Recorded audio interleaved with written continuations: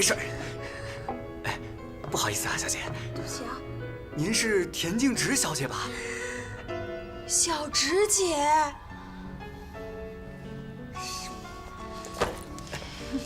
不好意思啊。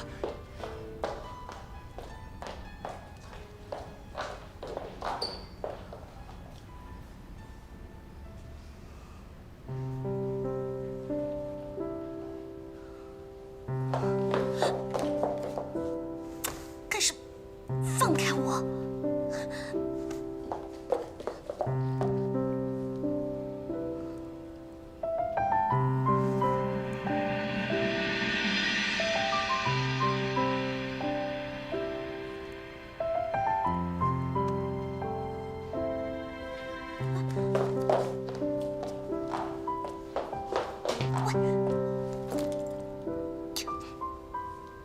干什么？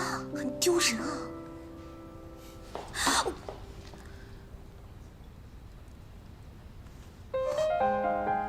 乖，别闹了，大家都看着呢。大家好，我先自我介绍一下，鄙人是田静植的男朋友薛灵强。听小植说你们之前对她很照顾，我在这里感谢各位。你放心，她现在是我的女人，我会用心的疼爱她，对她负责任。各位慢用。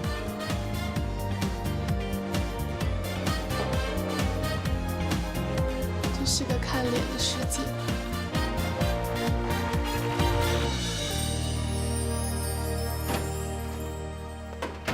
不生气哦。隔壁阿姨说你胖，不是嫌弃你哦。看你这脾气，跟你姐简直就是一个妈生的。哎，别话题了，别话题了，我们现在去妹妹家。去妹妹家干嘛？她又出车祸了？啊？哎，呸！你胡说八道什么呢？妹妹啊，网购选错地址了，把东西寄到这儿来了。你看她买的什么东西？嗯？你又偷拆小植的包裹？不是，你看她买的什么东西？你看看嘛。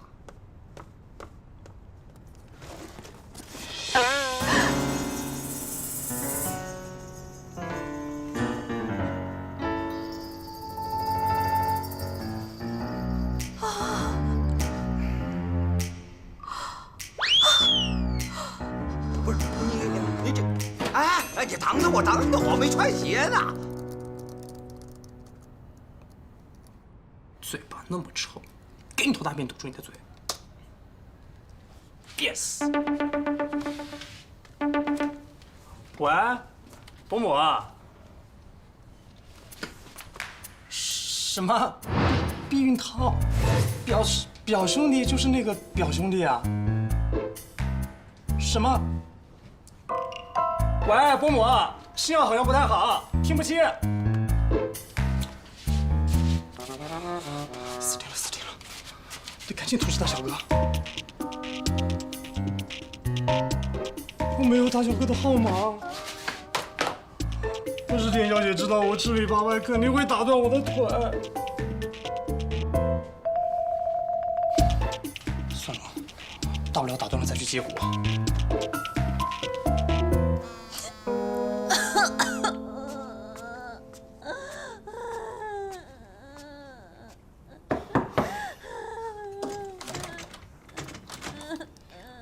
你明天还得拍戏呢。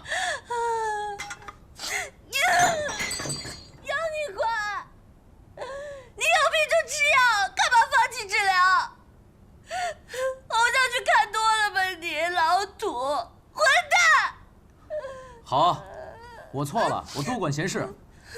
你现在可以出来了吗？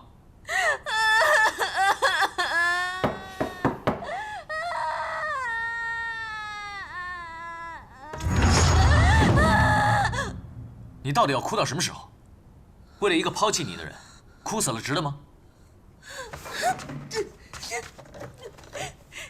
嘛把我的生活弄得鸡犬不宁的？你走啊！你要不走，你就杀了我，我死都不跟你在一起了！快！哎，老田，记住，要保持风度。记得进去前要敲门。我去我女儿家，我干嘛要敲门？把钥匙拿出来。在你兜里。哦，在我兜里。走吧。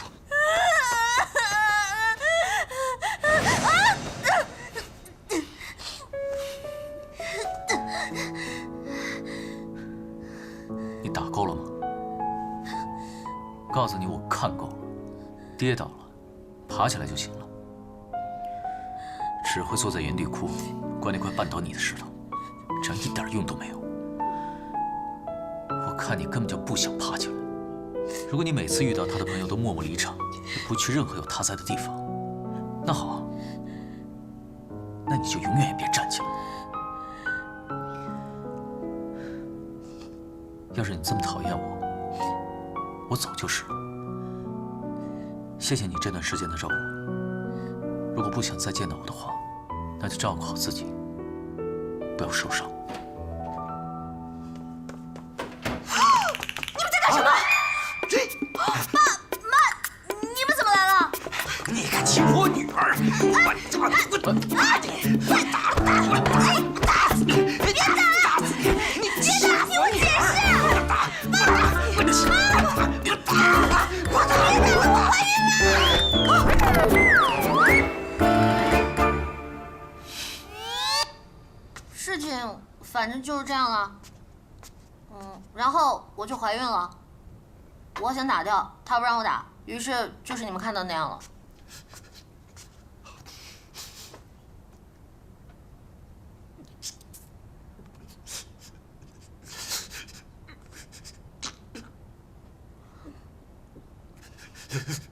哭什么哭？事已至此，你还指望你女儿跟他分手啊？我可以分手啊！你闭嘴！妈，你闭嘴！谁让你叫我妈？请称呼我邱女士。你给我回房间去，现在，立刻，now！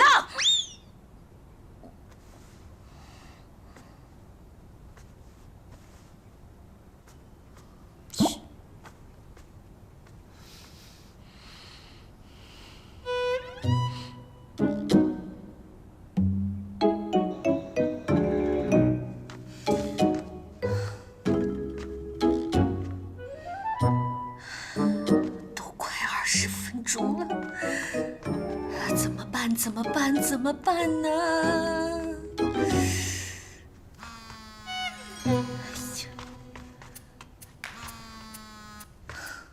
怎么了，豆豆？谢天谢地，你终于接电话了。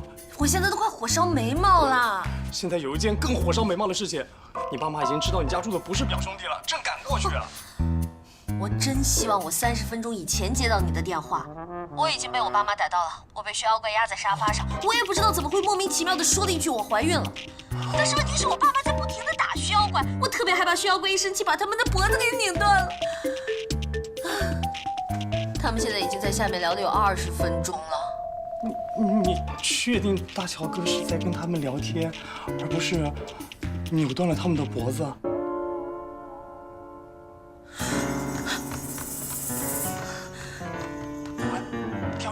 条姐怎么不说话了？你看到什么了？条姐，难道是尸体？哇，比看到尸体还要惊爆！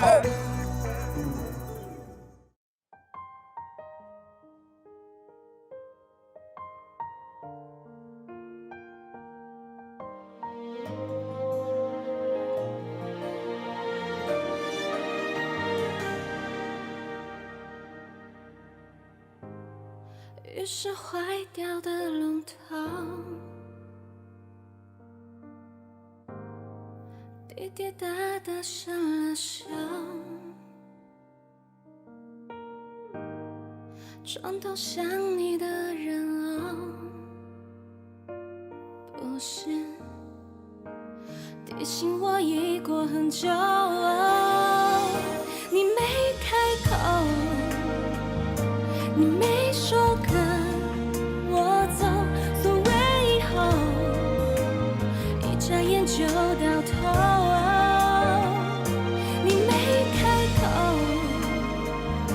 你没再出现在路口，这次换我，不随便再说放手。那天以后。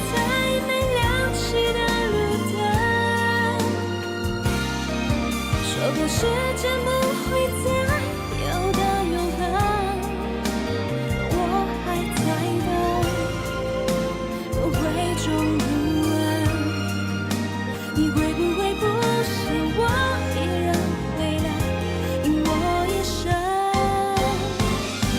等你开口，等你说跟我走，所谓以后，一眨眼就到头。等你开口，等你在出现的路口，从今以后，不随便再说放手。从今以后，不随便再说放手。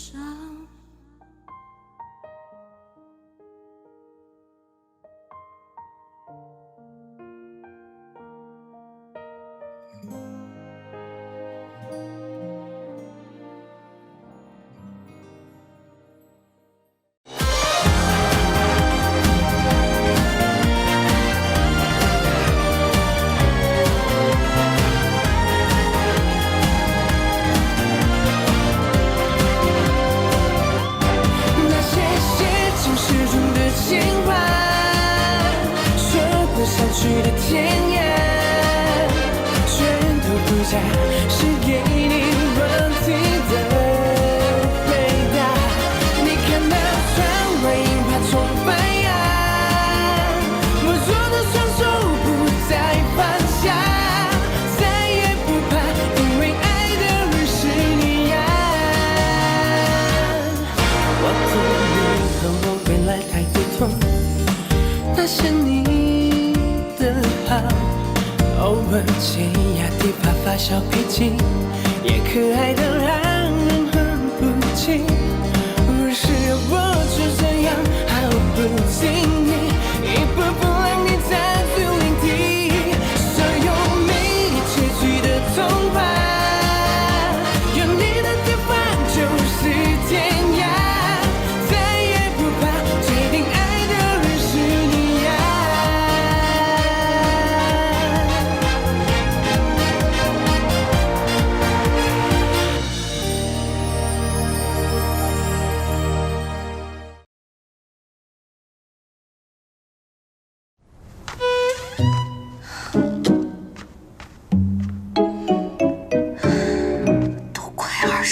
钟了，怎么办？怎么办？怎么办呢？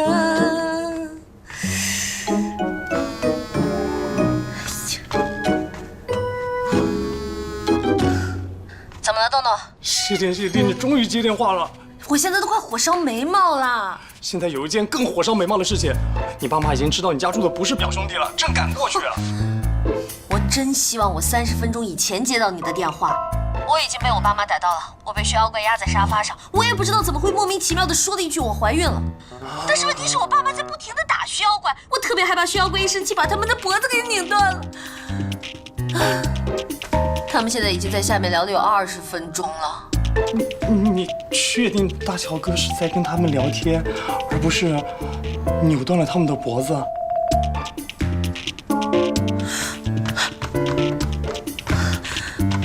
喂，田小姐怎么不说话了？你看到什么了？田小姐，难道是尸体？比看到尸体还要劲爆！一般一般，好香啊！是吧？真是好茶太好了，太呀！好了，我喝喝看啊。爸，你怎么喝他进的茶？怎么？我们今天不来，什么时候才能喝到女婿的茶呀？就是，父亲大人，别消消气。算了，老田，我看呀，今天有点晚了，我们先回去吧，改天再和女婿谈谈婚事该怎么办啊？好，好，那全看母亲大人的意思。你看看多好啊！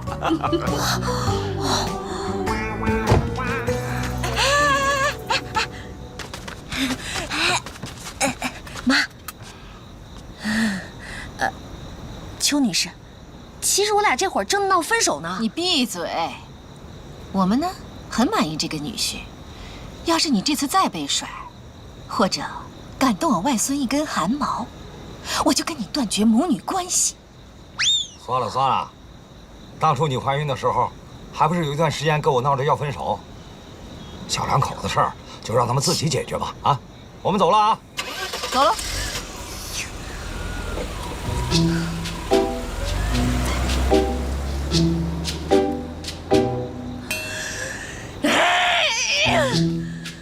我为什么要说我怀孕了？刚才怎么好像有个声音一直在我耳边说怀孕了，怀孕了，怀孕了？真烦死了！你到底跟我爸妈说了什么呀？你不是耳朵很好吗？怎么没听见他们进来的声音呢？这么晚你去哪儿？因为田小姐您的哭声太大，导致我没能听到，对此我很抱歉。另外，相机的钱我会准时打给你的。关于客串角色的事呢，让剧组直接给我打电话就行了，我会去的。你要走？你把我的人生搞成那样，你就想走？这种寄人篱下、养人鼻息的日子，我活了500年第一次遇见，我也已经受够了。田小姐，我们还是各自珍重，有缘再见吧。你离了我们家，你还能去哪儿啊？再说了，你不是在找仇人吗？这离了我能行吗？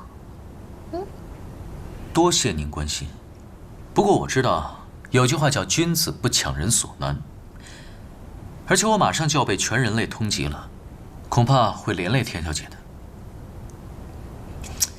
这也不一定到5000万，对吧？咱再想想办法嘛。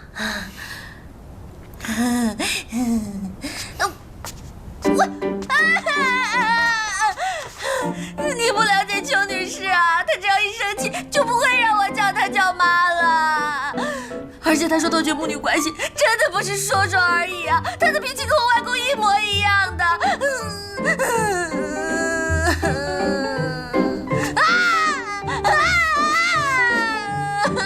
放手，这关我什么事？我宁愿死，也不要跟你住在一起。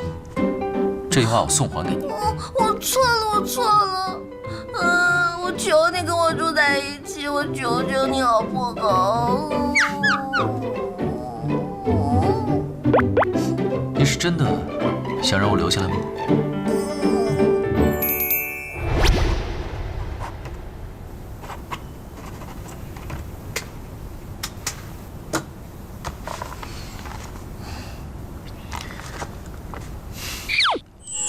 保证书，真够土的。第一，绝不随意打骂乙方，践踏乙方的尊严。第二，积极热心帮助乙方寻找仇人，而且绝对不逃避责任。第三，乙方住在甲方家期间，要配合甲方假扮情侣，但不得有非分之想。OK 吗？可以签字吗？你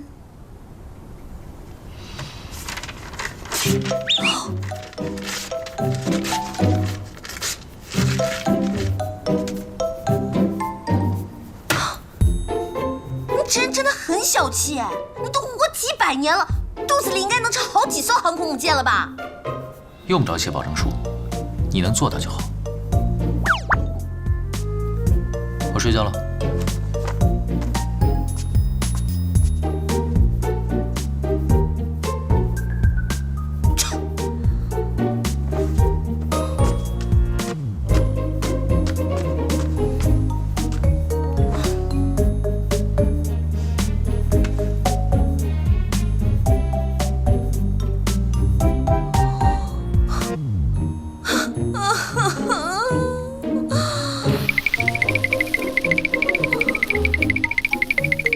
点击量的事情你再想想办法嘛。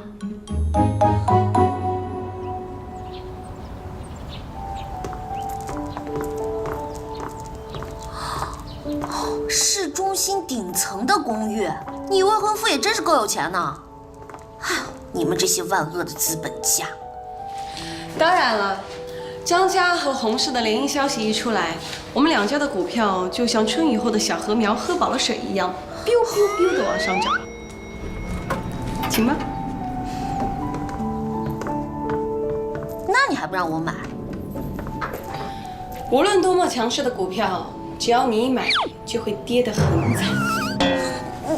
你缺钱，姐姐赞助你，求你千万不要买我们家股票，好吗？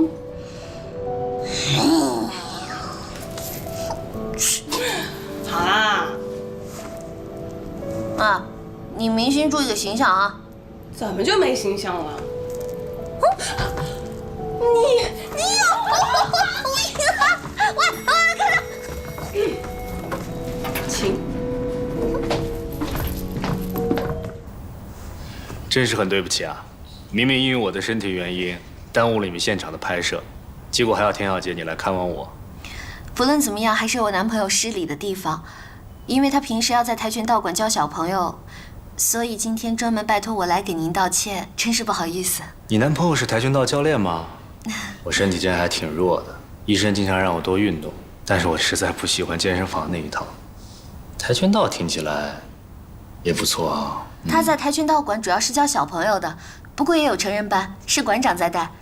我跟馆长还挺熟的，可以介绍你去。那就拜托你了。我也是客人，竟然要被你这个主人使唤。这可是病人的优待。有时间在这里享受病人的优待，拜托你不如把身体练得强壮一点。好啦，亲爱的未婚妻，我要去换衣服了。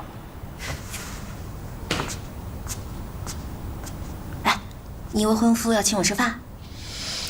你想多了，我们10点还要出去秀恩爱呢。所以说，让孩子们不挨饿、不挨冻，是对福利院的基本要求。而由洪氏集团捐助的这家福利院，我希望它能有更高的标准，除了能够满足孩子们的温饱问题，更应该解决孩子们的心理诉求和身体健康，让每一个孩子都能够真正感受到家的温暖。我的讲话就到这儿，谢谢大家。近一段时间，我们看到您和未婚妻张萱萱小姐频繁出现在公众视野，是不是婚期将近呢？有好消息会告诉大家的，谢谢。刚才洪先生一直强调孩子的心理健康问题，是不是联想到自己的成长经历呢？当然，我小的时候得到的关爱就不多，所以自卑的性格到现在都还影响我。所以在这儿我要呼吁大家能够多多的回归家庭，让每一个孩子都能在有爱的环境下成长。您是不是已经开始考虑自己孩子的健康教育问题？还有，你喜欢男孩还是女孩？你从一开始结婚的问题问到生孩子，你一定是萱萱的粉丝吧？你怎么比我还着急啊？私生子？你肯定没看过几年前我的专访，更别说10几年前我继承洪氏集团的报道了。那个时候，我应该还在读书吧。鉴于我们俩的关系，我觉得我有必要向你普及一下我的生平。好吧，我洗耳恭听。我在美国出生的，母亲生我的时候难产离开了，保姆把我带大。我父亲从来没有来看过我。我见他的时候，他已经去世了。于是我就继承了洪氏集团。你专访的标题是不是“穷小则1秒变财阀，成长的苦水谁人知”？那可不止1秒钟。继承之路并不太顺利，因为是私生子，最后不得已要和一具尸体进行亲子鉴定。对不起啊，刚才我那个玩意……没关系，这些事我早都放下了。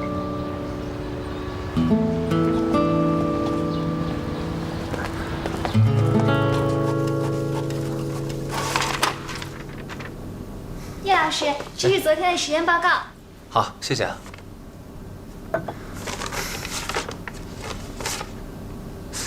哎，这一份好像不是我的。哦，对不起，可能是我刚刚不小心还原了一些删除的数据。哦，没关系，那应该是老师的。奇怪，老师，这一份血液样本分析报告单是您的吧？没错，这份血液样本是我研究分析的。您是从哪里得来这份血样的？为什么人类的血液当中会有这么完美的修复酶啊？只是检测到了非常少量的修复酶。这份血样是我们资助人寄来的，他让我保密。至于其他的，我和你知道的差不多。看来我们这个神秘的资助人不是个普通人。老师，刚开始给我们休眠体头发样本的就是这个资助人吧？您说这个血液样本会不会和那具休眠体有什么关系啊？那就要等到找到那具休眠体之后才知道了。警察那边有什么消息吗？还没有，案发现场太干净了，我现在都怀疑是不是那具休眠体自己跑了。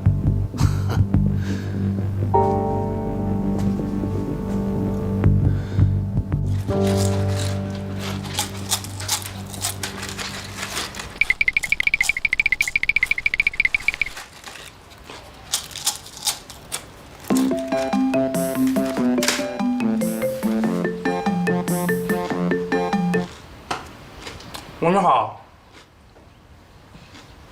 大宝哥，我有时间，有时间。你到底跟我爸妈说什么了？你都问了无数次了，真的没说什么。他们只是让我改口叫父亲母亲，就这么多。你要想让我早点离开，就赶紧帮我找到仇人。你不是偷到卖玉璧的档案了吗？里面有地址吧？导航仪会用吗？那家人搬走了。啊？警察局的系统里有每个人的信息，只要知道名字，找一个人应该不难。不过你应该要证明的是你的确在找试探的亲属吧？什么？你让我跟小燕和好，在她面前秀恩爱？你没事吧，大哥？你不觉得这要求很过分呐？反正也不会更坏了。上次车祸后，没人再追究你被拒婚的事了。假如我的身份被曝光，你顶多也就是个被妖怪欺骗了感情的可怜女人。现在你爱得越深，以后就能博得更多的同情。但你也知道，前几天我还在他和同事面前被叫了一身，丢死人喂！我告诉你，你一旦在他们面前低下了头，可就再也抬不起来了。你想清楚。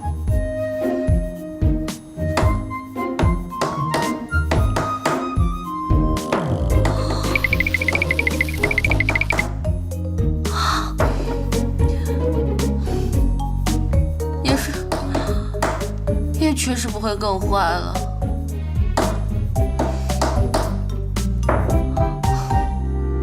那我怎么做呀？首先，完善我的个人信息，美籍华人，有真实的出入境记录。另外，一只橡胶球掉进井里，在触底的一瞬间，还有一次反败为胜的机会。利用坠落的力量，狠狠地弹起。所以田径之，你已经触底了。不要再扮演被抛弃、被同情的角色，也不用在相遇后难堪地躲开，尽情地去秀幸福，高调到让人眼红，让他们知道你现在有多好。除了狠狠地弹起来，你没有任何退路。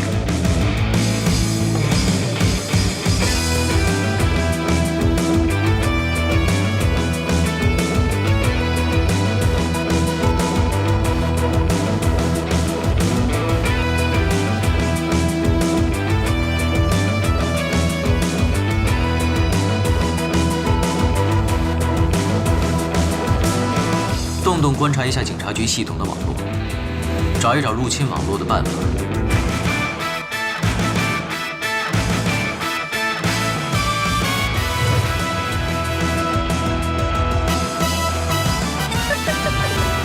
田庆之，像个无坚不摧的女王一样，站在前任面前的感觉还不赖吧？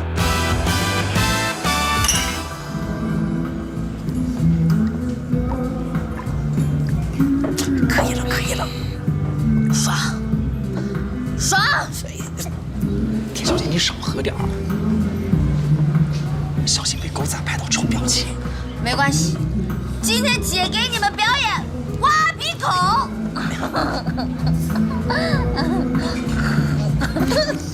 真的太爽了！没想到，原来从井底弹起来的感觉这么爽。别蹭到我身上，好吗？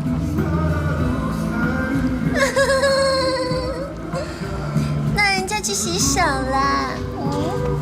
慢点。你去。你慢点。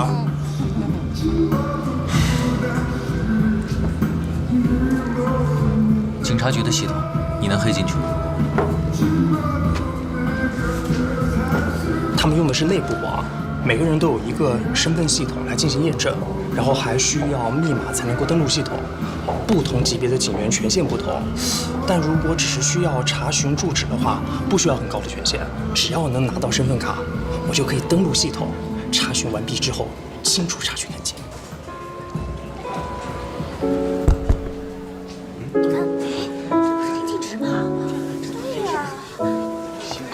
也许你我之间不曾有感觉，或是一瞬间花开花谢，那又是谁先动了心，让喜悦变作小心，热情变作贪心。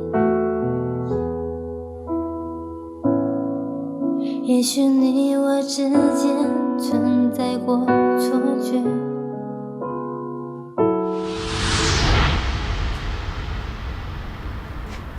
轩辕姐，你给我看这个干什么？你说干什么？娱乐报上写着田径直酒吧献歌，大胆示爱，他是这样的人吗？全世界的女人在热恋的时候都可能智商为0，唯独她是智商飞涨的奇葩。你不觉得自从她莫名其妙的多了一个男朋友之后，这里就已经完全失调了吗？大家好，这些啊都是我男朋友请大家吃的，大家千万不要客气，一定要多吃一点啊！对啊。来，大家赶紧过来吃吧。给你。好吃。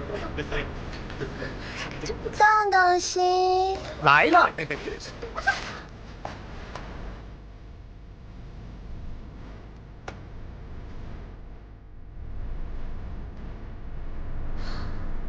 怎么用这种眼神看我？你也觉得姐姐的皮肤变好了是不是？真的是没有办法。你没有听说过吗？蒸浴在爱河里的女人，有一半会被淹死，这还有一半呀，就像泡了牛奶浴呢。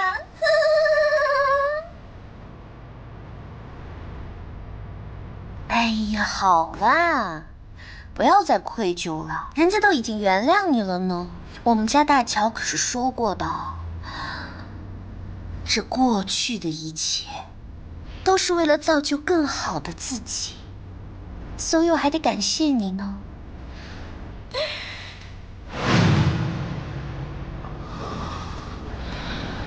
而且这个男人现在就住在小直家。怎么可能？是啊，怎么可能？所以你一定要把他的底细给我查清楚了。据我推测，8成是一个趁虚而入的情感诈欺犯。好，放心交给我。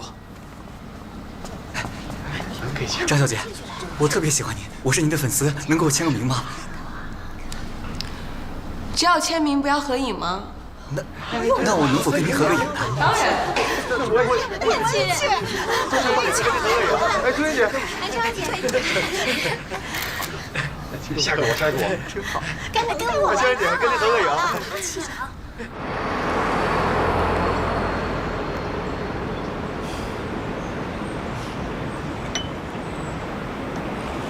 如果没有记错，分手3年，你这是第1次主动约我出来。怎么，咖啡不合你胃口？我看到报纸上说你最近交了一个不错的新男友，所以我在想，你到底是来炫耀的呢，还是想跟我旧情复燃啊？把我当备胎？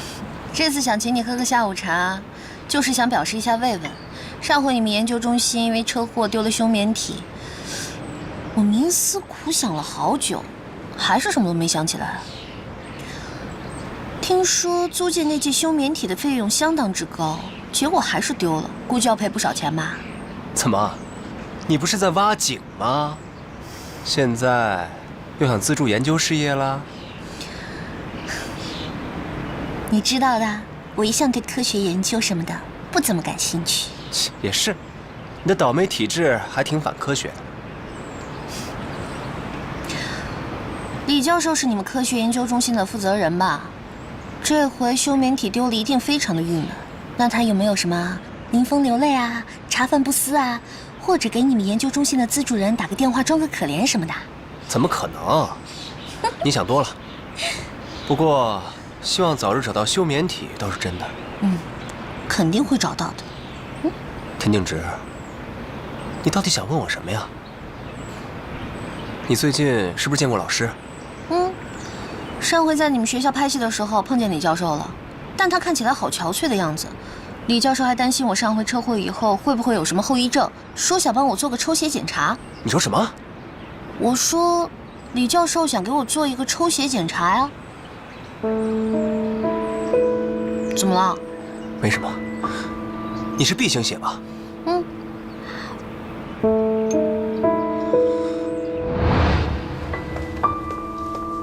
叶老师，我给你买了杯咖啡。谢谢啊。你们家小饼最近没有在逃课了吧？谁知道呢？我也不能每天看着他。那个道具真的不是他换的吗？当然不是，这点我是肯定相信他的。警察抓人也太不负责任了。那2天围观拍戏的人那么多，到医务室看热闹的人也不少，凭什么就偏偏要怀疑我们小饼？那天你也去看热闹了？怎么会？她可是我最讨厌的女生类型。看来你们姐弟俩的品味真是相差甚远啊！唉，纯情少男是很好他这口。不过小饼跟我说，那2天在片场也看见李教授了。你说李教授是不是也喜欢田静植那种类型的？我听说李教授已经离婚好久了。叶老师，我开玩笑的。哦。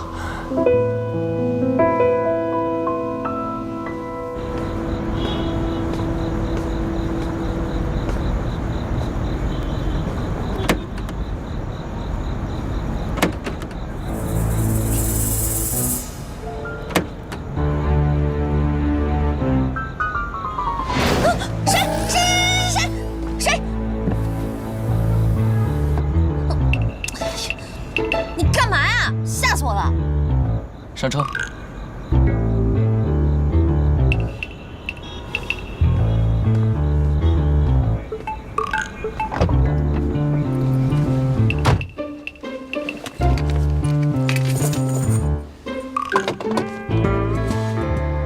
鬼鬼祟祟，差点被你吓出心脏病。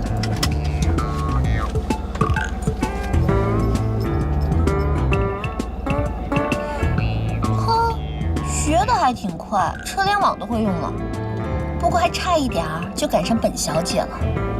没办法，天赋异禀。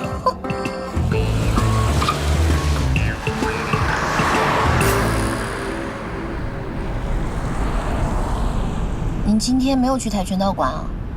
我还准备录完节目去接你呢。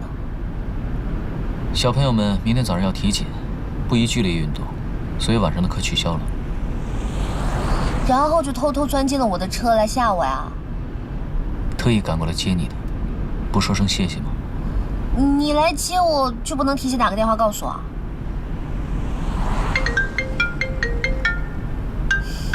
干嘛？你不是让我给你打电话吗？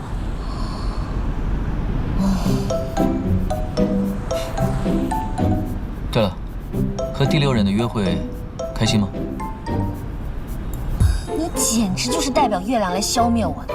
叶人渣的脑袋肯定是被上个世纪的榴弹打过的，根本不开窍。无论我怎么把话题往李教授身上引，他完全不理我。看来是毫无收获了。这不是很正常吗？我又不是农民伯伯，春种一粒粟，秋收万颗子啊。我没有要怪你的意思啊，我觉得你已经做得很好，也很努力。我现在觉得认识你……打住！千万别给我发好人卡，因为我心里啊，压根儿就不想管闲事儿。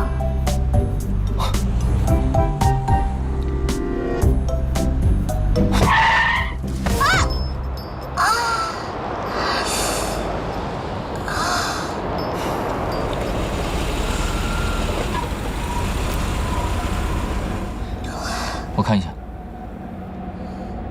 疼不疼？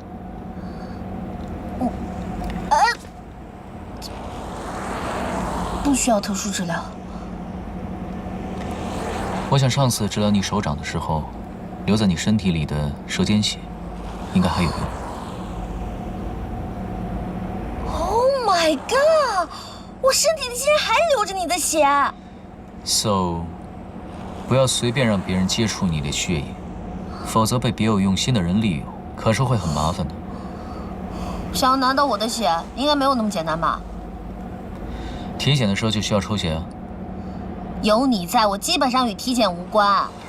可你受伤的时候也会流血，这样不就拿到了？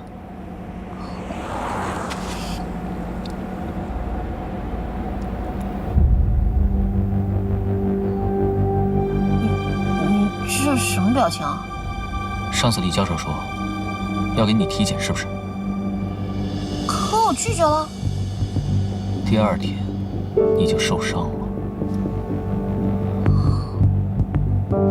你是说李教授？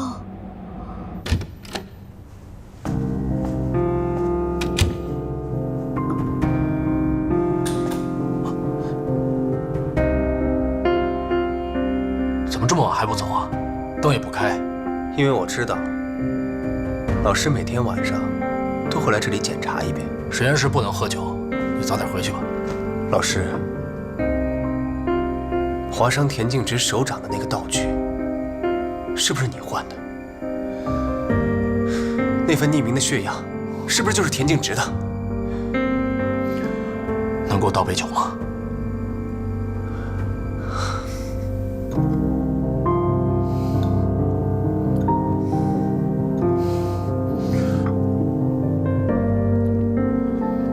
你说的都是事实。为什么？为什么要这么做？我们研究中心成立10几年，虽说有一些新的发现，但是一直没有重大突破。我为了他拼命工作，甚至连家庭都失去了。我不能再失败下去，我要抓住每一个机会。机会？为什么田径直会是机会？你知道了什么？那次车祸那么严重，他竟然没有大碍，你不觉得奇怪吗？那车辆毁坏成那样，我看过他的医疗记录，身体各个部位，甚至连软组织挫伤都没有，这合理吗？警察和医生都认为是他幸运，可是我不这么认为。在这个世界上，有很多身体奇特的人，有的人被雷击中之后，身体就带了电；有些人天生就可以浮在水面上。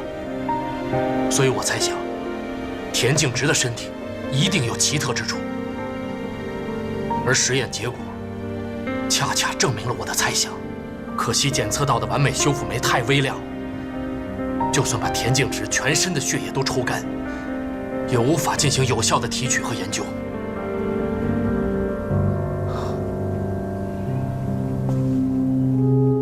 你知道你这么做是犯罪吗？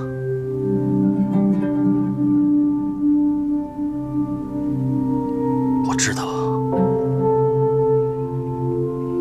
对不起，对不起，我不配做你的老师。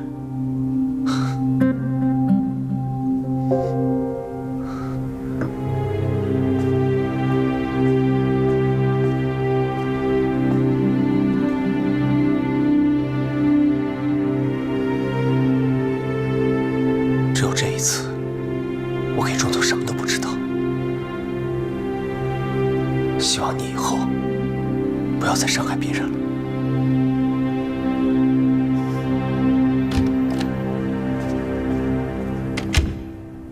所以你的意思是说，李教授他们也发现了我受的伤和车祸现场不匹配，所以才想要研究我的洗礼到底有什么不同？他现在也许已经知道了，实验用的休眠体苏醒了。哦，那怎么办？徐校官，我们先躲一下。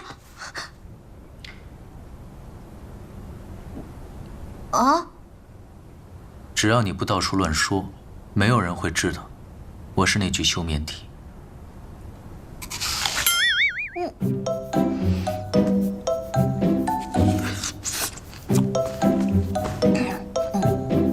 保密级别为 S。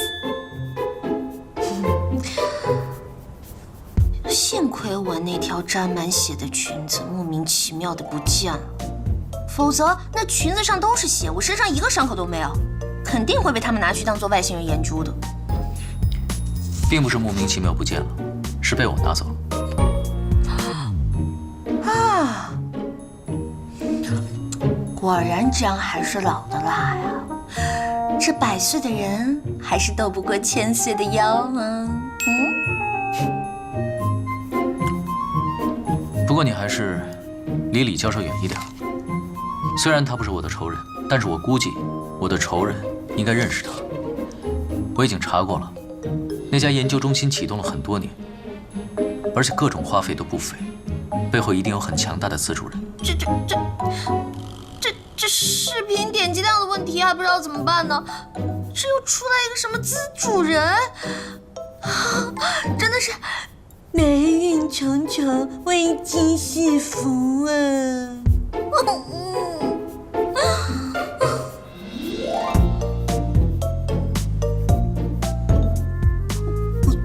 徐校哥，这视频点击量涨得好快啊！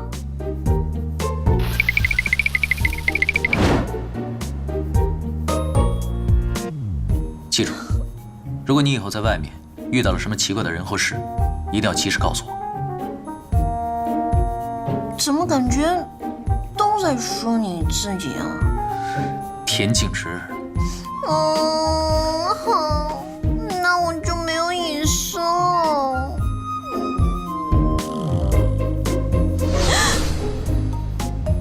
你需要隐私，是吗？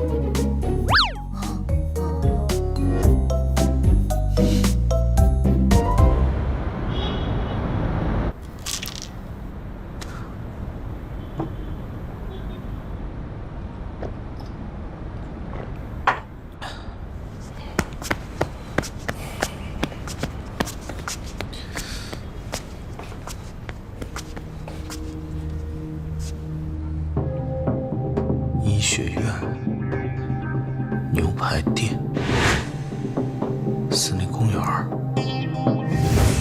拍卖公司、胜利小区、杂志社、广播电台、寿司店、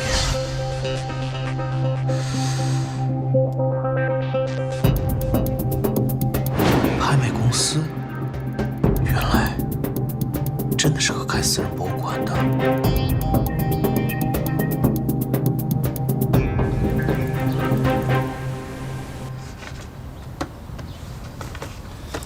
大小哥，昨天一共有2次通过搜索大小哥的名字进入网页的访问记录 ，IP 地址呢，一个是金明公寓，有钱人；另一个是山顶的花园别墅，又是一个有钱人。金明公寓是小燕，山顶花园别墅是轩轩。就说这2个人不会这么轻易相信，特别是张轩轩那个神棍，真的是太敏感了，对他真的是半分钟都不能放过。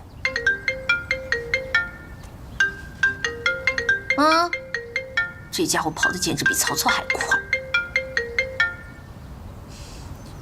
喂，我最亲爱的好朋友，怎么啦？吃饭？好呀好呀，跟你未婚夫一起，好呀好呀好呀好呀。时间的啦。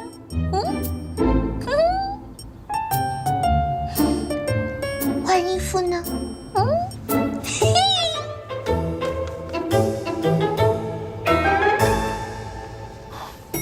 不太想吃肉，来个沙拉，然后再来一杯热饮。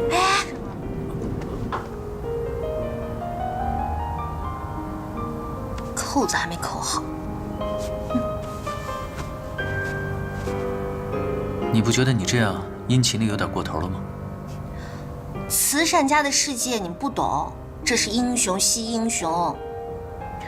今天是我们伪情侣正式亮相的日子，是第一次，也是最后一次了。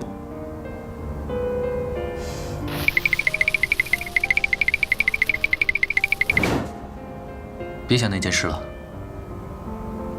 你头发有点乱了。哪里？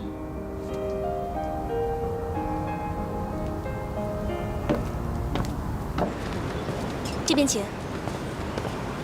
谢谢，我来吧。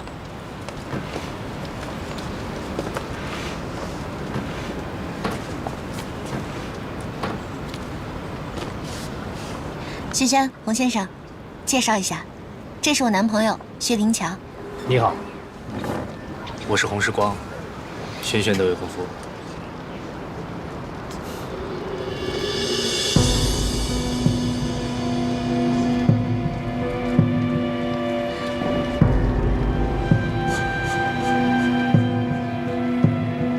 洪先生，你手心里都是汗，心率也很快，平时应该畏寒、食欲不振、全身无力，受到了惊吓还可能会出现惊厥无力。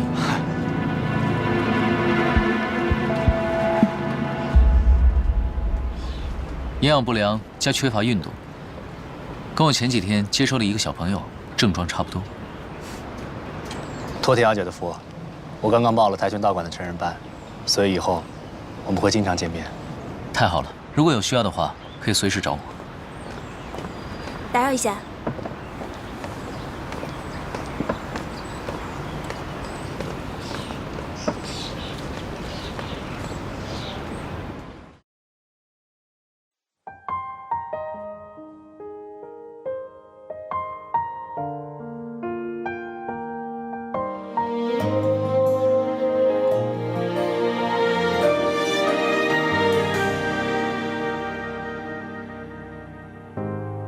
于是坏掉的龙头，滴滴答答上了锈，床头想你的人偶，不是提醒我已过很久，你没开口，你没说跟我走，所谓以后，一眨眼就到头。你没开口，你没再出现在路口，这次换我，不随便再说放手。那天以后才没亮起的路灯，说过时间不会再有的永恒，我还在等，会终不稳，你会不会不是我一人回来，因我一生。等你开口，等你说跟我走，所谓以后，一眨眼就到头。等你开口，等你再出现的路口，从今以后，不随便再说放手。从今以后，不随便再说放手。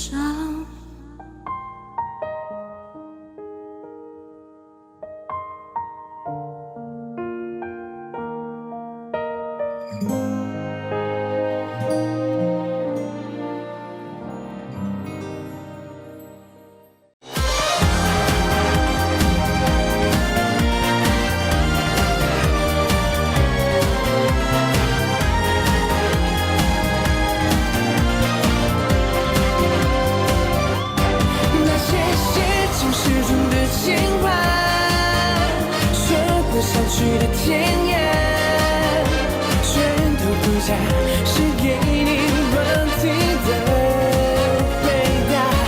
你看那窗外樱花重发芽，握住的双手不再放下，再也不怕，因为爱的人是你呀。我懂你和我未来太不同，那是你的好，偶尔尖牙地发发小脾气，也可爱的让人很不轻。如是我就这样毫不经意，一步步让你占据领地，所有没你结局的童话，有你的地方就是天涯，再也不怕，决定爱的人是你呀。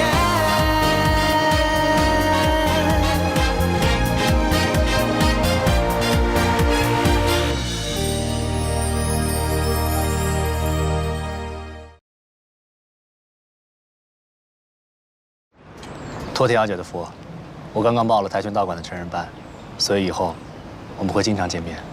太好了，如果有需要的话，可以随时找我。打扰一下。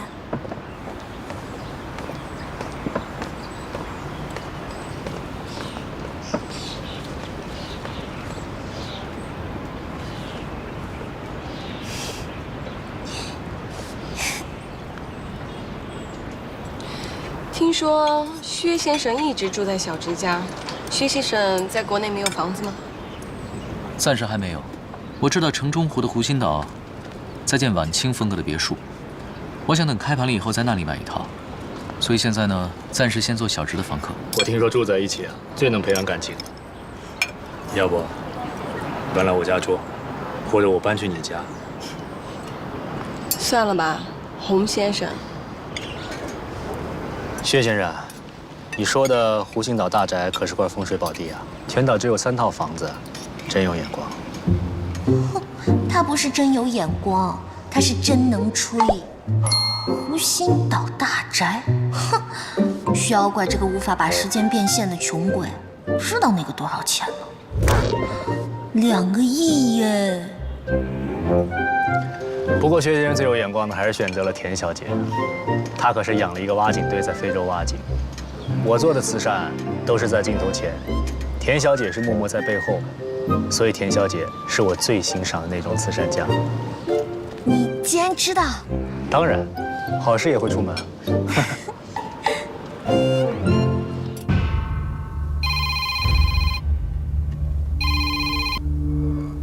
哪位？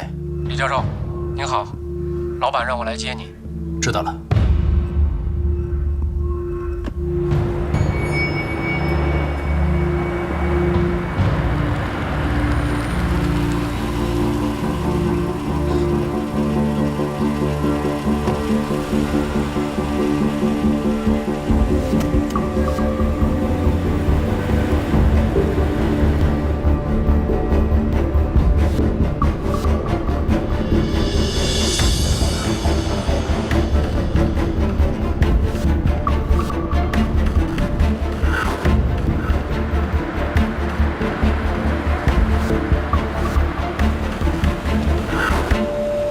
所以说，让孩子们不挨饿、不挨冻，是对福利院的基本要求。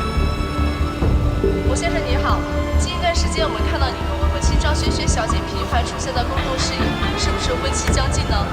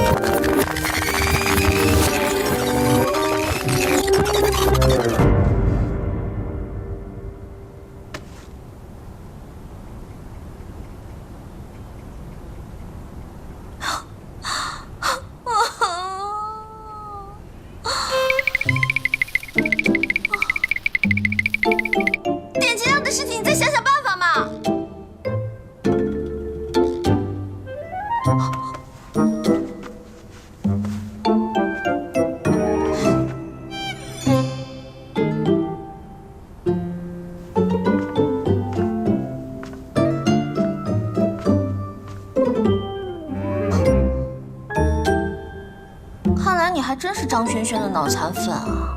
他现在是你最爱啊？不是，我的最爱是凯瑟琳·赫本，她在我心中的地位没有任何演员可以撼动。他跟奥黛丽·赫本什么关系啊？美国人和英国人的关系。这2个国家的人我都不熟，不过明天我要去跟中国人张轩轩见面，去他未婚夫家探病怎么样？要不要去见一见你的女神呀？我没时间。也对，你现在应该抓紧时间好好想一想，你是要去亚马逊丛林呢，还是要去非洲大草原呢？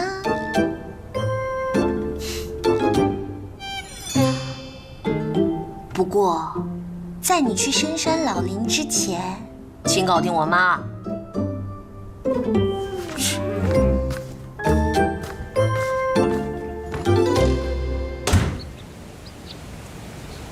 老板，视频的点击率已经超过2000多万了。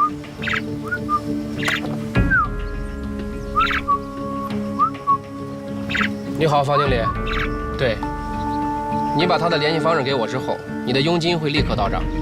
不过我最好提醒你，在你收到我们的钱之后，如果你再向任何人透露我的消息，很好，我相信你。这世上的人真是一个比一个贪心啊！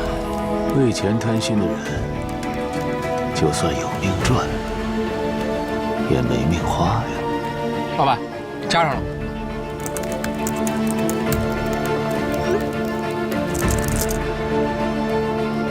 他问我们打算出多少钱？他要多少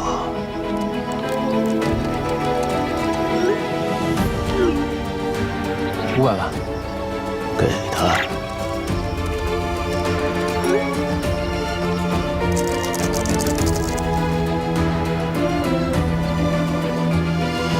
老板，我是觉得我们是不是答应的太干脆了？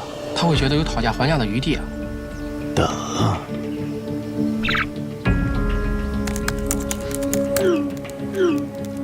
老板，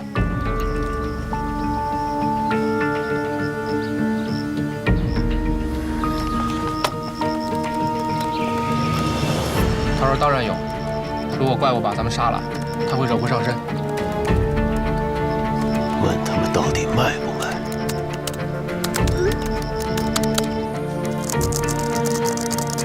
他说当然，只是想知道咱们准备怎么抓住这只怪物。我们碰到了一只好奇的猫。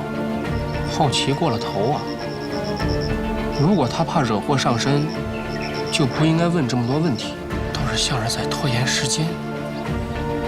难道是对价钱不满意吗？不对，我是感觉他的重点不是在谈钱。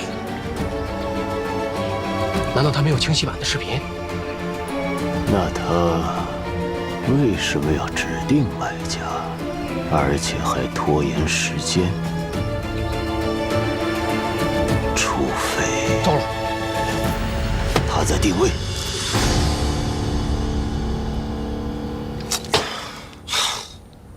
差一点就抓到了，功亏一篑。也不算功亏一篑吧，起码我确定了我的仇人还活着，并且找机会再杀我。那怎么办？哥，不如我们找视频网站的经理，问他买家的信息。买家肯花500万来买这个视频，就不差这一点封口费。那你就展示你的超强能力吓他，或者揍到他肯说为止。因为即使收了封口费，在遇到生命危险的时候，当然还是保命要紧啊。穷光蛋得到了一张可以无限透支的黑金卡，他会认为这世上没有什么是金钱买不到的。同样，人类一旦拥有了超强力量，会认为拿到了凌驾于法律和人权之上的万能钥匙。所以，你不会使用这把万能钥匙是吗？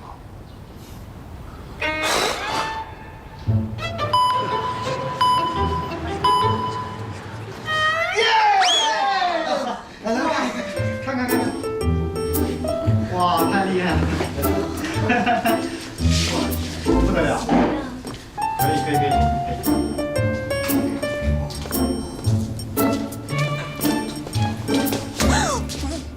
小直，你看《午夜怪物真相》的视频了吗？导演，你听我解释，我也不太清楚那是怎么回事。快看！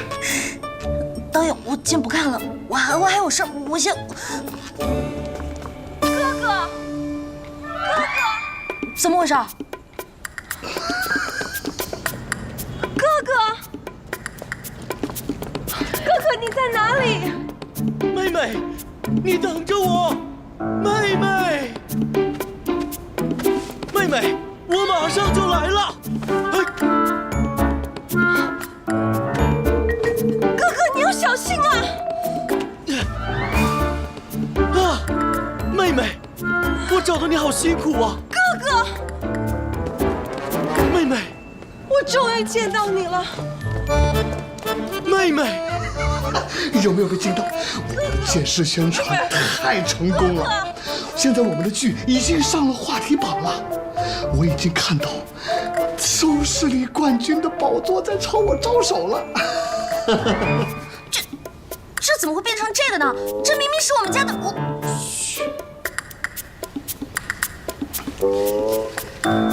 小智，就属你这关又不会乱说话，所以我就只告诉你。我们本来想联系视频网站，想在《午夜怪物》清晰版视频发布前投入我们的宣传广告，可是那个视频网站的经理告诉我们，他们没有收到清晰版视频，所以我们一拍即合，模仿那个视频，剪了一个宣传片。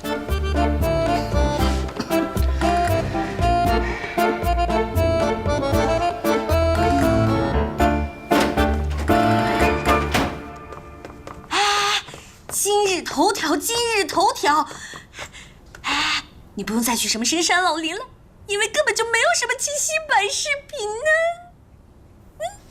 早就知道了。田小姐，这件事儿我也有份参与哦。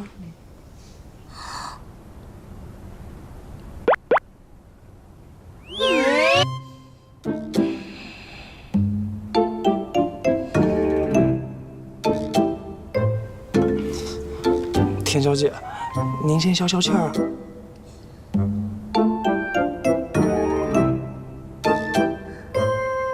这2天看我害怕的样子，是不是特别解气呀？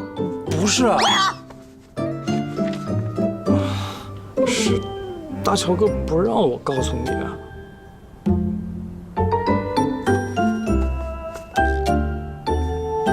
少管，你在报复我吗？我只是喜欢看你像热锅上的蚂蚁团团转的样子。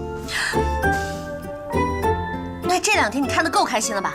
那你能不能告诉我，你们到底什么时候开始干的这件事儿？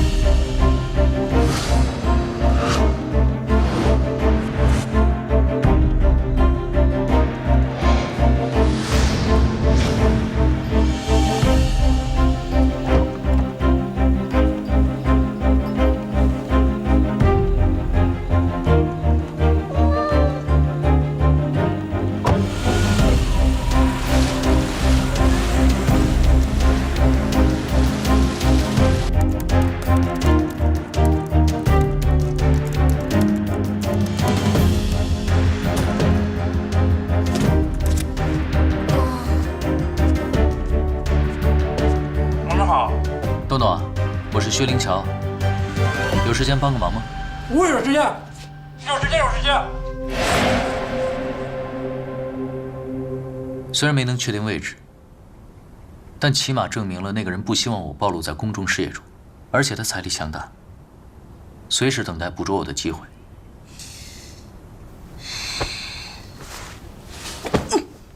田小姐，不要生气好吗？你被解雇了，跪下！哥，怎么办呢？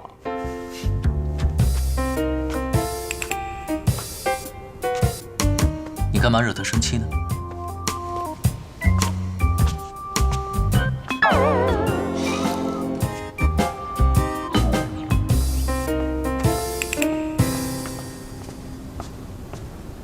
老师，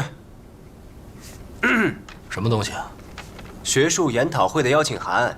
这次啊，领域里比较有名的外国专家都会来。记录下来。你代表研究中心去吧。明天我要出差，大概半个月之后回来。可是这次研讨会会有很多有名的。我知道很难得，你去是一样的。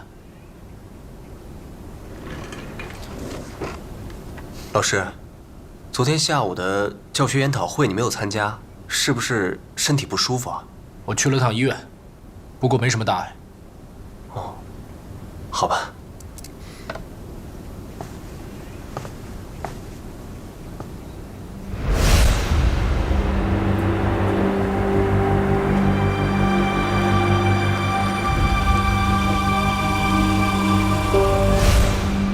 老师，你说谎了，你到底在隐瞒什么？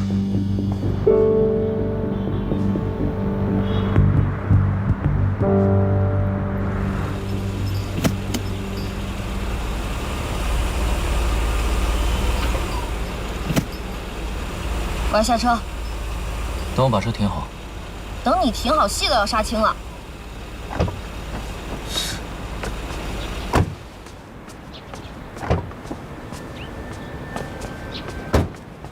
喂，既然你跟我要装成情侣，为什么要冷战？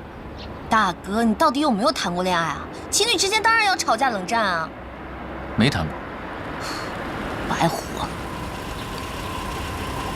我保证下次一定告诉你。没这个必要，我也不想知道。今天你拍你的，我拍我的，谁跟谁讲话，谁是小狗。哎，位置要不要停啊？不停给我停啊！是不是听不懂中文？我要跟你讲话啊！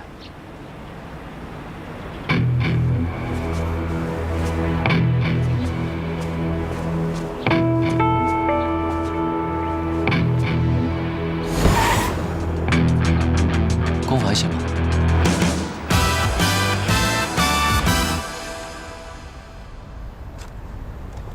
请。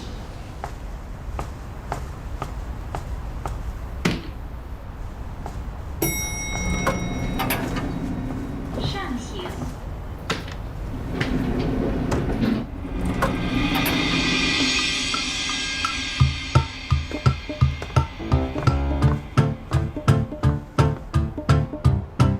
你们在这儿等着吧。几层？顶层，谢谢。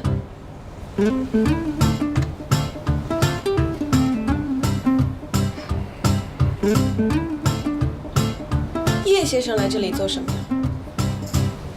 开会。张小姐来这里是和未婚夫约会？查账，这家酒店就是我家的。张家本来就是豪门，竟然还要联姻，果然是越有钱的人把钱看得越重。当然要看得重。你看这家酒店豪华的装修，容貌、身材都是选美水平的高素质服务人员。哦，还有这24小时工作零故障率的电梯都是要花钱的。像你们做研究的最幸福了，等着人送钱给你们花就好了。说的有理，人各有志嘛。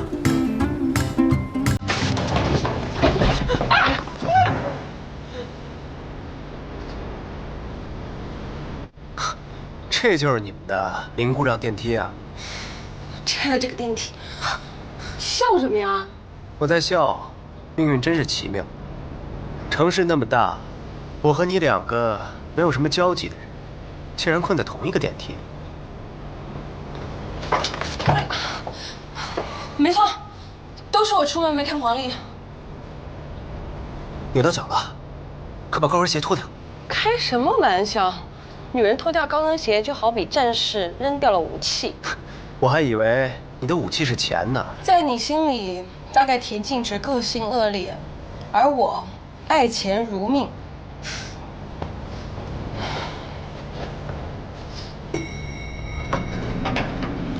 张小姐，你没睡吧？没事。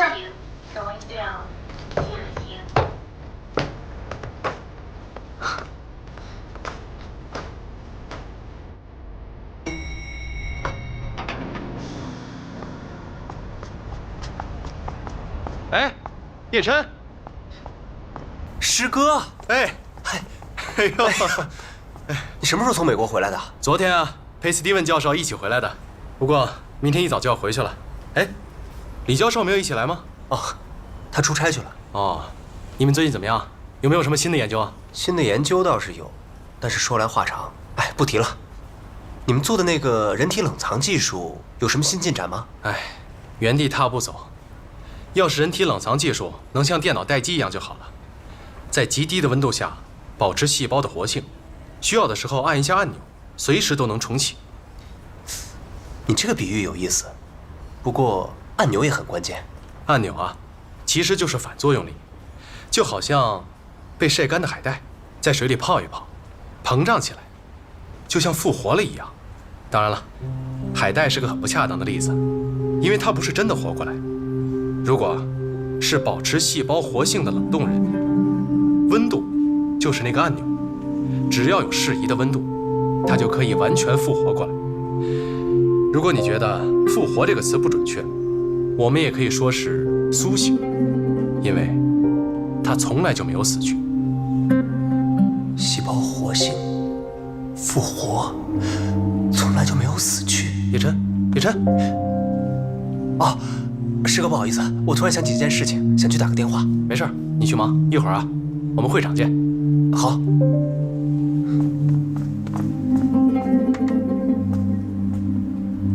被放干血的休眠体，检测头发细胞的活性。苏醒按钮是车祸的事件，血液。不行，这个想法太疯狂。李延之不会相信，怎么办呢？我得自己想清楚才行。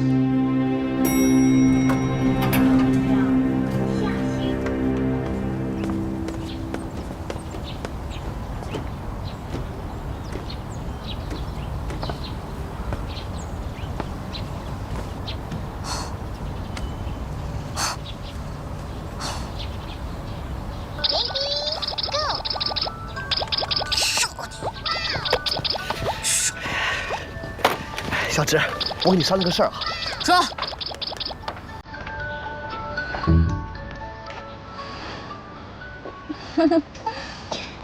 导演，你说。是这样的，咱们不是说好了吗？让大乔客串几场戏，但是他这个终极大 boss 这个形象实在是太棒了。我跟编剧商量了一下，打算让他加一场跟女主角互动的戏。那终极大 boss 不是来拆散男女主角的吗？要跟女主角加什么戏啊？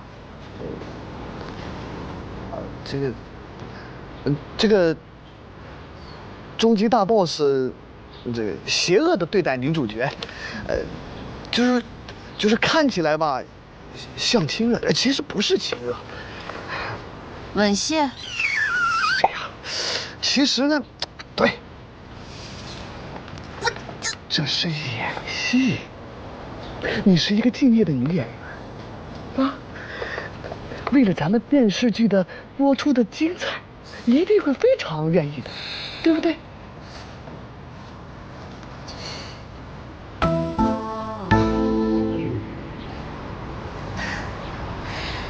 你问他吧，他没意见，我就没有意见。怎么了？你们吵架了？他生气会很久吗？不会，他脑容量小，吃顿饭就忘了。饭？咱们中国人不是有句俗话吗？叫做“吃人的嘴短”。轩轩，大乔，跟你们商量个事儿啊。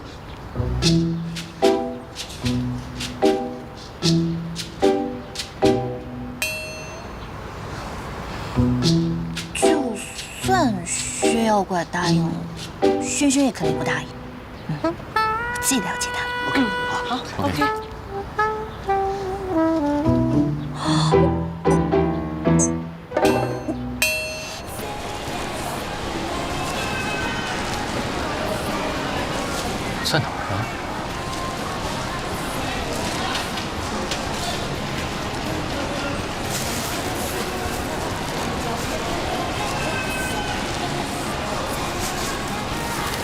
周氏礼要买哪种？小伙子，不知道买哪一种了吧？我要买炖银耳的梨。炖银耳的梨啊，那当然是雪梨了。不要买错了，回家挨你老婆的骂。谢谢啊。不谢不谢。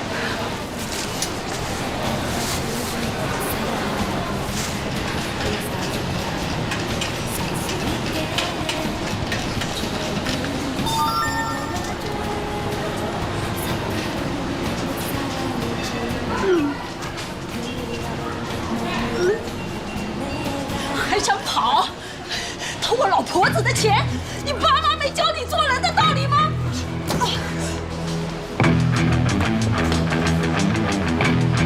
走开啊！双管闲事。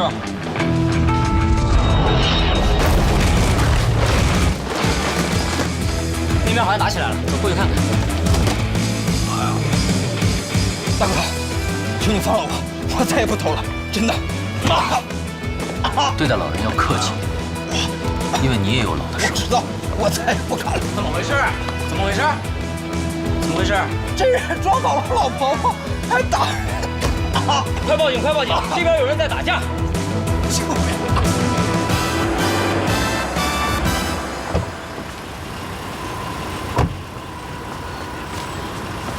不用找了，谢谢啊。怎么回事？怎么电话里说薛耀贵因为打人被抓了？而且警察为什么只给你打电话，不给我打电话呀？难道我这个伴侣关系的人还不如你这个马屁精啊？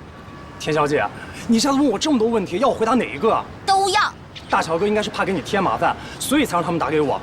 可是你那个前男友李警官真的非常没情面，非要你过来领人。我们大乔哥打人肯定是有原因的嘛。你说了等于白说你。现在老婆婆还在昏迷中，你也看到老婆婆和伤者产生争执。当伤者把老婆婆推倒撞晕的时候，现场有没有其他目击者？没有。如果你是见义勇为，只要制止就行。为什么要暴力殴打伤者？我并没有暴力殴打的。事实是，伤者背部的撞击多处软组织挫伤，肋骨断了3根。这也只能证明我是用力不当而已。我说了，我不是故意的。你看起来态度很不诚恳。我说的都是事实。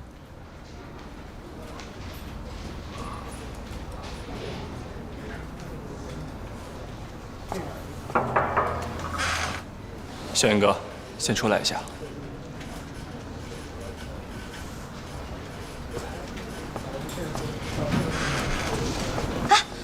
我们家大乔怎么样？受伤了吗？你怎么不问一下他把别人打成什么样子？背部多处软组织挫伤不说，肋骨还断了3根。我们家大乔不会随便打人的。之前因为吃醋打伤男演员，现在又在超市打断别人肋骨。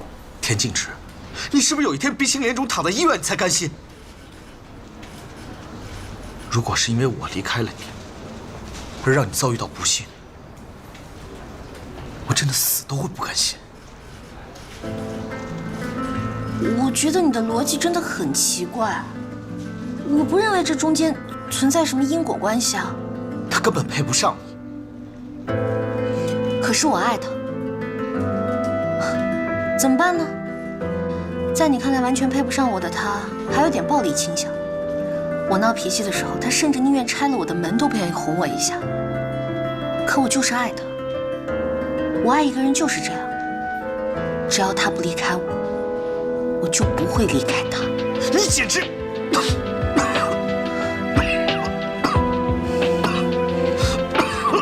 怎么突然咳成这样啊？瘦的一把骨头，工作这么拼也没见发几个奖金啊！你去叫保释金，把那家伙带走。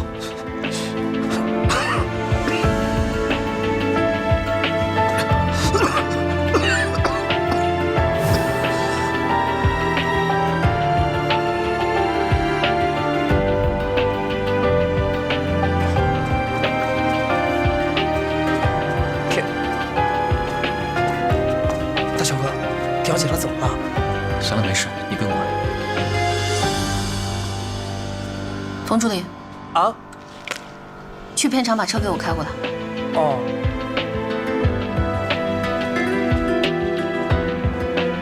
你就不能忍耐一点吗？你有没有常识啊？遇到这种事情打电话报警就好了，你干嘛要把别人肋骨打断啊？如果在你发生车祸以后，我只是报警的话，你也不能站在这里给我讲这些大道理。好，我是冷血动物行了吧？听到你被抓进警察局，我都快吓死了，还害我在李燕之面前丢人，连累我。算了。什么算了呀？你要干嘛呀？算了，就是不想连累你，也不想再管你了。那最好，我才想算了呢。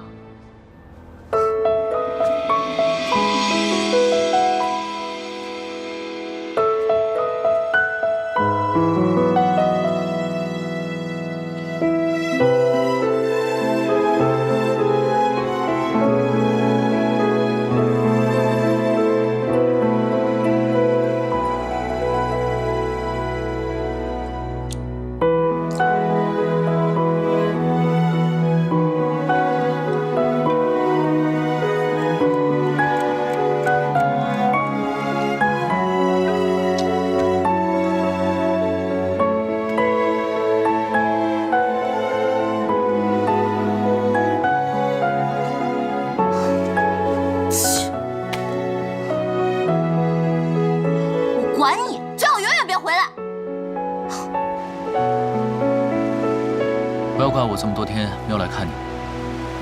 前些天我真的很忙。你看，我现在不是特地来看你了吗？我今晚就留下来陪你。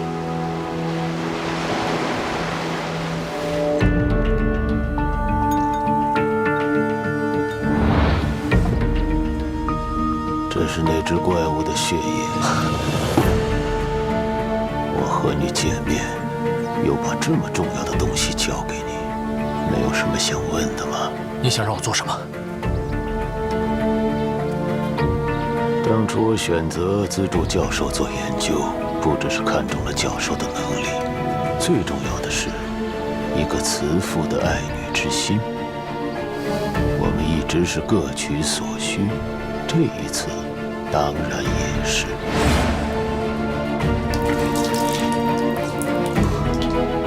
那个怪物被放干血都不会死，你要利用这只血液找出彻底杀死那个怪物的方法，还有它长生不老的秘密。记住，不要太好奇那个怪物的事，好奇的人一般都不会有什么好下场。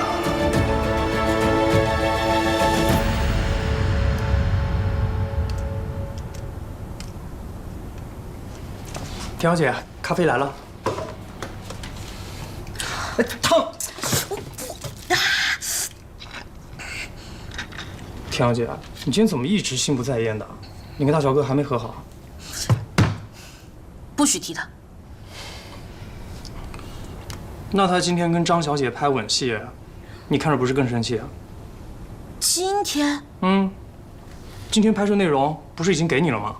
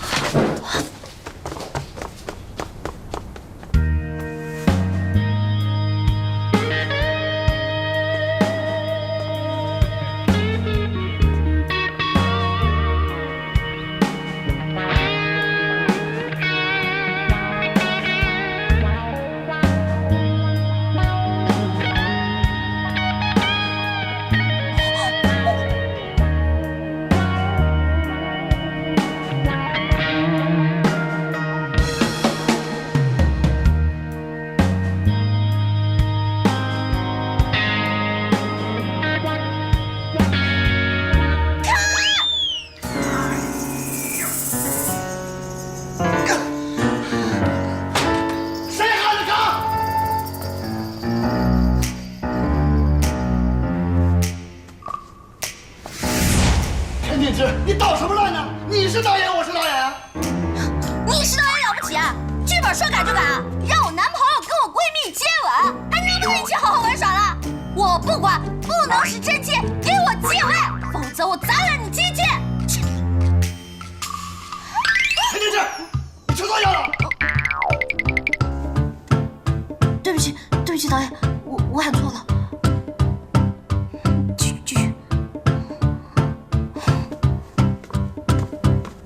你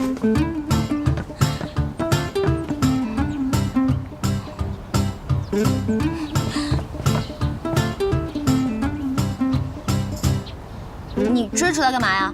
你女生在里面。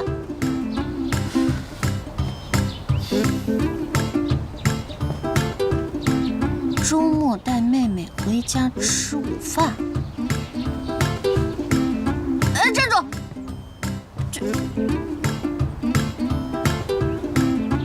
昨晚你去哪儿了？我去了哪儿？好像跟你没什么关系吧？我是你女朋友，又是女明星，你现在一举一动都可能会给我带来麻烦。那你立刻宣布跟我分手不就好了吗？小鬼，你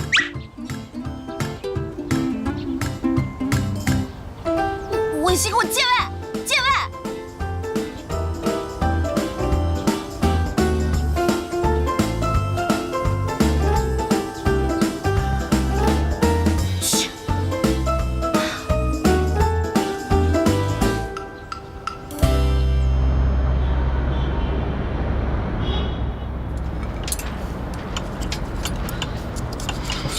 下周拍角色封面，你这样化悲愤为食欲，没问题吗？我是真的饿。你最近到底跟大乔在闹什么呀？到底是谁的错啊？当然是他的错，一大早不知发什么神经去超市买东西，然后打伤人，还害我在小叶面前丢脸。你没搞错吧？你们家大乔去超市买东西是做给你吃的，菜单都是我列的。这么体贴的一个男人，你到底在抱怨什么呀？不会吧？他可是黑暗料理小王子啊！坦白吧，你到底是担心怕在小叶面前丢脸，还是在担心他呀？谁担心他了？他都能打断人肋骨了，有什么好担心？那你甩了他不就得了吗？反正等着接手他的女人从这儿都排到了江边。不得不说，你们家大乔的唇形还真是传说中的接吻唇，只不过吻技嘛……喂，不要逼我跟你绝交啊！真的生气啦？好啦，不逗你了。拍吻戏我 OK， 你们家大乔呀，为你守身如玉，很纯情的要求借位。不可能吧？他可是你的粉丝，网民都叫保镖团长的。你们家大乔加入了我保镖团粉丝会了？嗯，还交了会费啊。好，那我给他打折。还以为你会给他免费。不会，我是守财奴，你才是善财童子。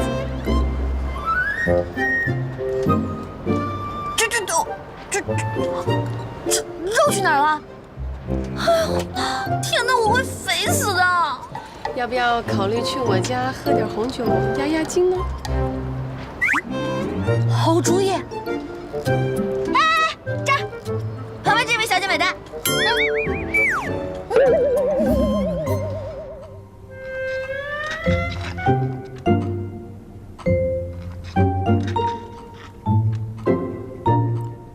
别担心，小乖，妈妈一下班就会来接你的。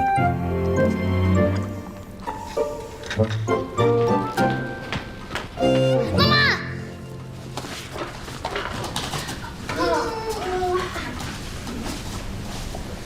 对不起啊，教练，今天又麻烦你照顾我们小乖到这么晚。遇到什么麻烦了吗？没有，我是临时加班，实在是麻烦你了。没关系，小乖一直很听话的。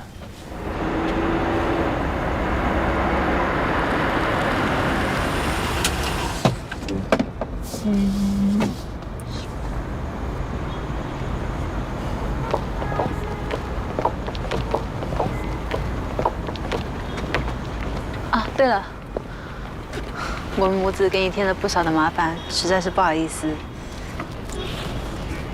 这是我做的一点点心，送教练尝尝。我也没想到今天会忙到这么晚。啊，对不起啊，用这个做礼物实在是有点太没有诚意了。啊，没有没有，我只是觉得有点熟悉，很亲切。谢谢你的礼物。就连着电。慢点，慢点。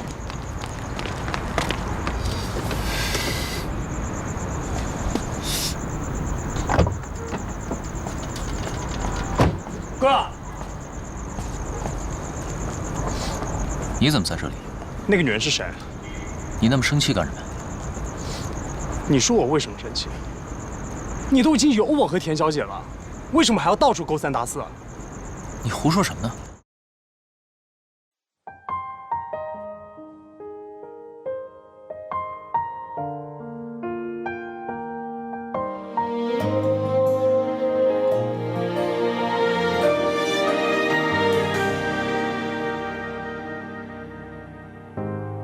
于是坏掉的龙头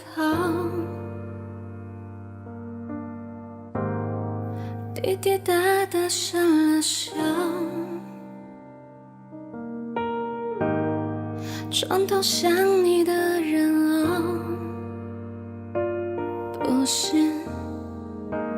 提醒我已过很久，你没开口，你没说跟我走，所谓以后一眨眼就到头，你没开口，你没再出现在路口，这次换我不随便再说放手，那天以后再没亮起的路灯，说过时间不会再有的永恒，我还在等，会终不稳，你会不会不是我一人回来，因我一生等你开口，等你说跟我走，所谓以后一眨眼就到头，等你开口，等你再出现的路口，从今以后不随便再说放手，从今以后不随便再说放手。